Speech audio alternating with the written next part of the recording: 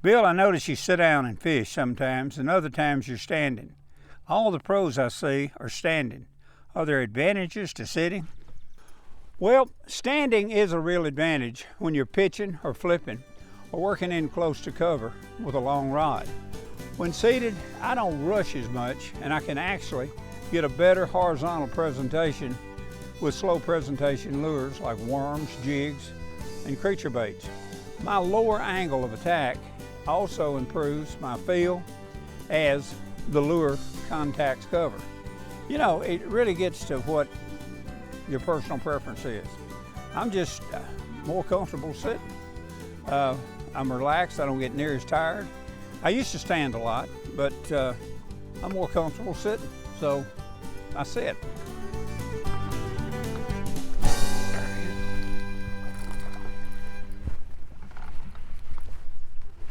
Hold that big boy.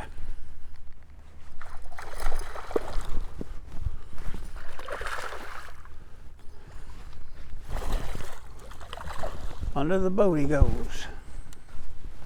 And out from under the boat he goes.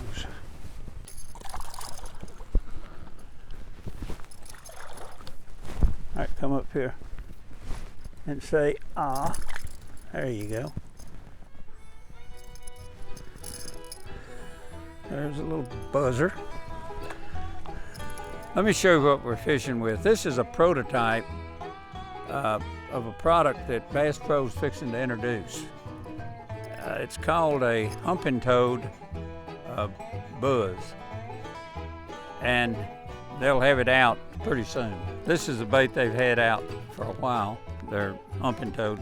So what they're doing with it now, they're putting it on a buzz bait frame. So it's called a humping toad buzz, and we've got it rigged with a trailer hook with a little keeper on right here to keep the hook from coming off. And they'll also introduce it in a speed shed version. I had this product out for years, several years anyway, in a 3.8 and one a little over 4 inches long.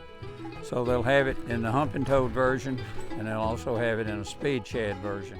Of all the techniques used for catching bass, most anglers will agree that nothing even comes close to the sheer heart-pounding excitement of topwater. Now, it's the only method where the angler is actually able to see the strike on a consistent basis. Also, it seems that one is seldom completely ready for the strike, no matter how intense the level of concentration.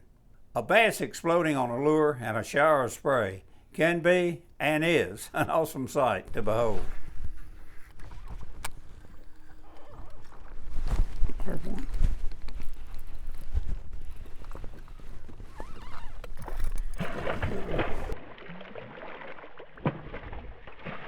Pretty little old fish there.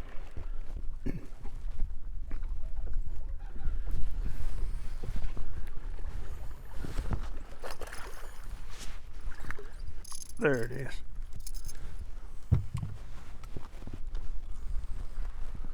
Nice little bass. Yes, you are. What are the most important elements in crankbait fishing? Well, color, size, and shape are very important. But to me, there are two that are much more important.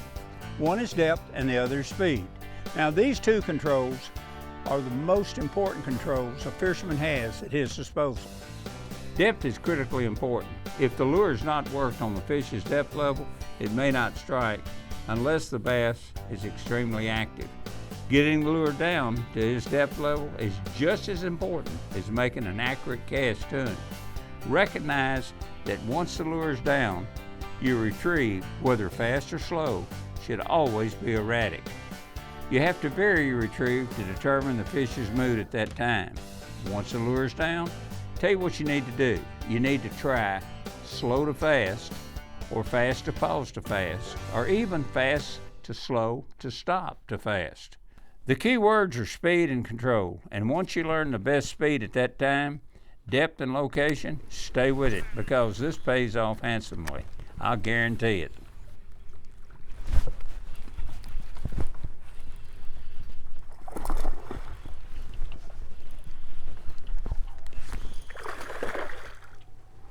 Whoa.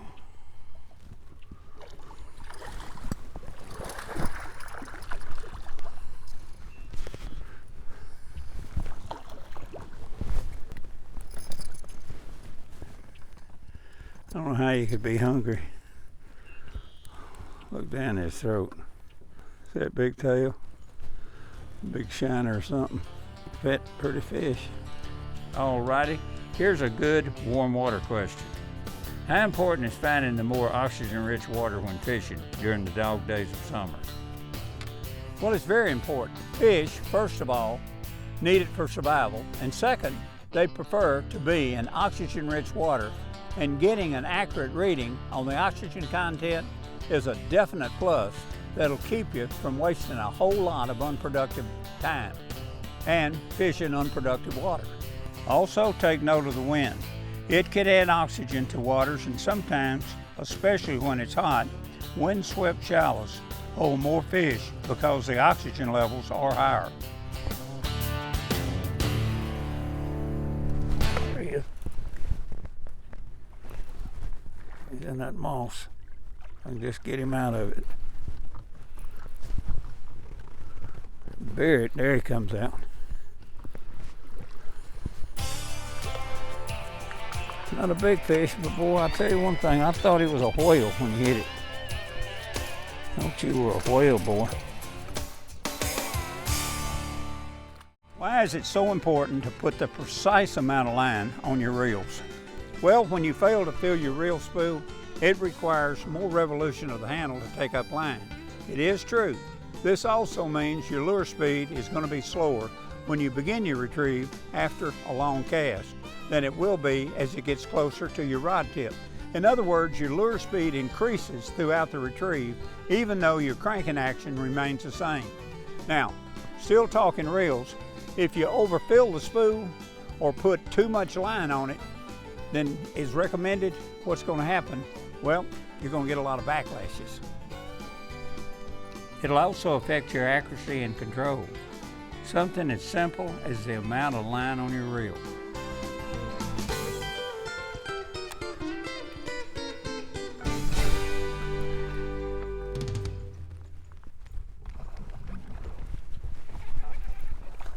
Thing's acting like a snook.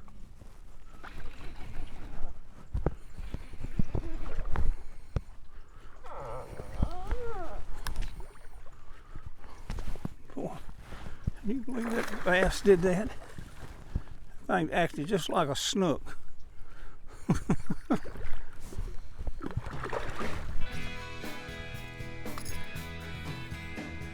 I'll tell you something. They like that thing. Yes, they do.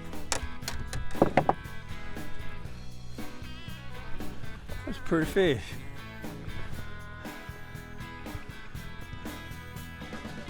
Yes, sir. Okay, boy. Say bye-bye. Here's one about your graph. Do you feel a sonar ping from your graph transducer spooks or turns off bass? Absolutely not. No way. Maybe other graphs do, but my Garmin units don't. These units send ping sounds at 4,800 feet per second. Now think about the number of crappie that are caught directly under the boat, and all the bass anglers that vertical fish and catch just tons of bass directly under the boat with 2 units firing away. You know, I think at times, I honestly believe that I think we're overthinking too much. I really believe we are. Yeah, I've caught them in 3 to 4 feet of water directly under my boat with 3 graphs going. The trolling motor running on low and the pressure waves from the boat. Now I'm sure if you're in an aluminum boat with a hammer banging on a crankbait lip in the bottom of the boat, you'll get their attention.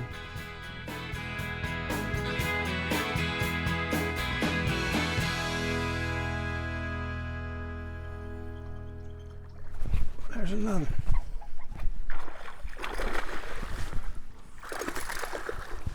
Yep.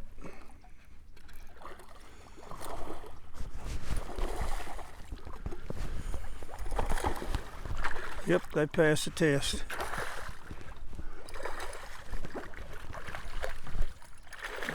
Ooh-wee.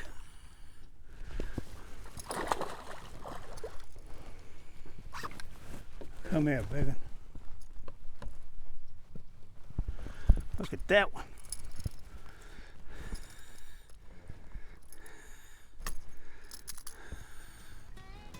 Ha ha ha! Yes, sir. You passed the test. And your old buddy, the frog, has too. Look at that. Looked like his brother a minute ago, didn't it?